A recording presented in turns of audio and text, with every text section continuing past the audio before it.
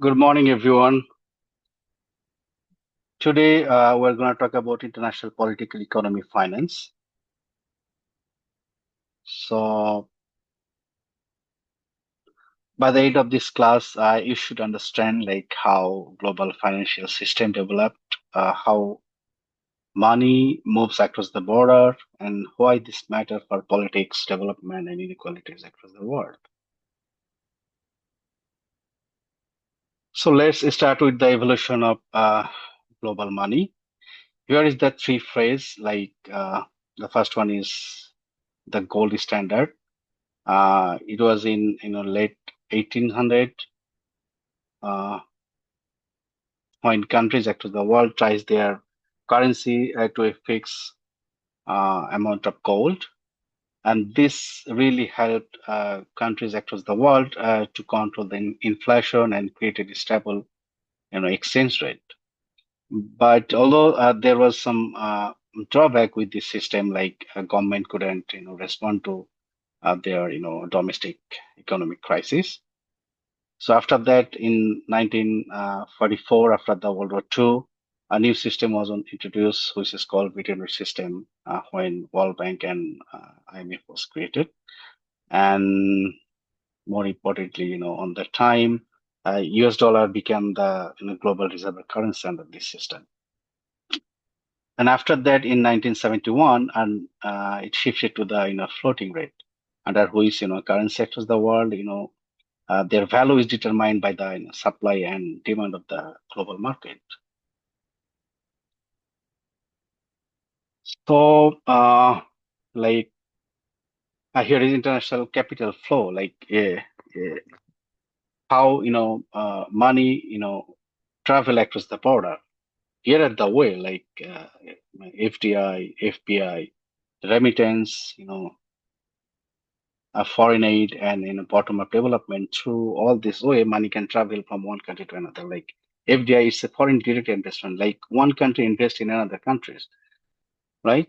Uh, so it must be the so FDI usually is a long-term investment. Like one country invest in another countries and introduce or establish a new business or run a new business in another countries. To this way, one country can money can travel from one country to another. So FPI is another way, like which is foreign portfolio investment. So it's usually short-term investment, and this is the investment on the stock or bonds of other countries. So this is another way, and remittance is another way.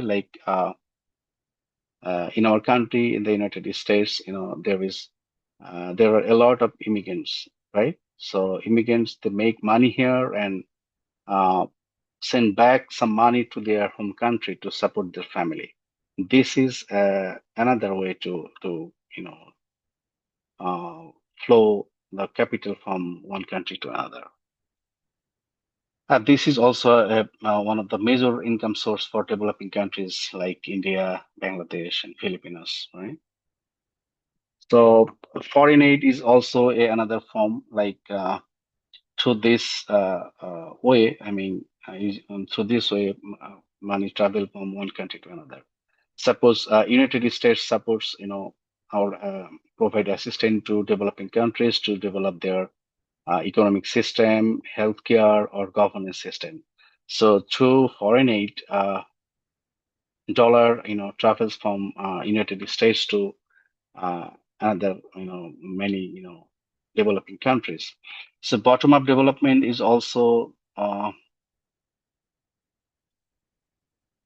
also, uh, a way to, flow money from one country to another. But it's not government to government. It's usually provide money to individual or community, like through the micro loan or cash transfer or mobile banking.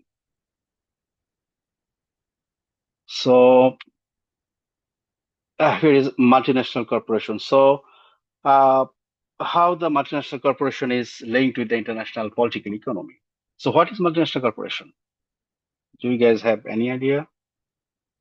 So multinational corporation is a company, right? It's a big company. It operates more than one countries. So sometimes it's a international network. So sometimes the economic volume or the size of the economy of a multinational corporation can be bigger than a small uh, economy of a small country, right? So yeah, it's interesting. So this corporation or this kind of multinational business, multinational company come up with some benefits for the host country. So suppose if you think about Amazon, it's a multinational company, right? So Amazon is a US based company but operates its business in many other countries like Europe, India, somewhere in the world. So if Amazon started a new business in India, it built a new infrastructure, creates job for the local community, and introduced technology and skills and increased trade and economic growth for the host country. But it's also associated with some concern, risks, or challenges, right? So if the economic volume is, I mean, size of the economy of a multinational corporation is bigger than the host country's economy, then it can jeopardize, it can challenge the local system, and it can jeopardize local regulation for business investment. So it creates kind of challenge. So here is the let's talk about neoliberalism and structural adjustment. So what is neoliberalism and structural adjustment? Why it's related to international political economy? Like if you think about if a country fall in debt, so what's the way out? So uh, here is the role of World Bank or IMF. When a country fell in debt, they come up with some support, come up with they step in and provide some help. Although they require some kind of reform in the recipient countries, but end of the day they got kind of support from the international monetary fund or World Bank, and that can help them to get out of the debt, right? So this is the politics of international economic system.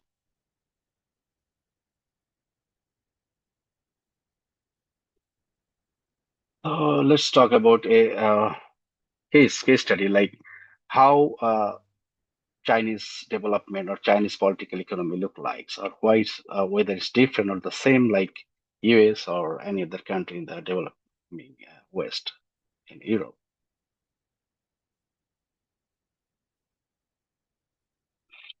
So their trajectory or their economic growth or economic development was is not like is not the same like United States or the developed country in the world.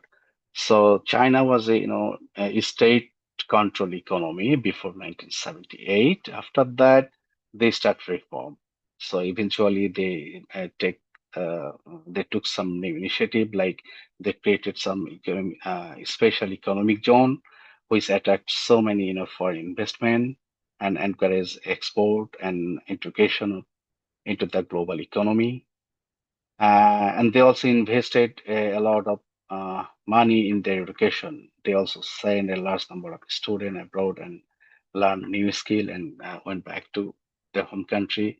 Uh, through this process, they built their economy. They have been the second largest economy in the world nowadays.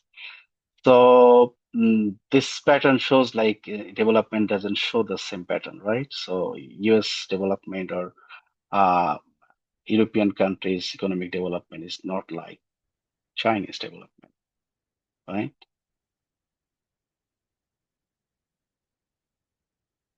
So how the development come up with mm, the figure in the world, the the graph in the world. So if you just have a look on this graph, you will see like it looks like the elephant, right? It's called the elephant curve. So definitely globalization come up with some kind of development in the world, but it's not even, right? Uh, if you just have a look on this, you can see that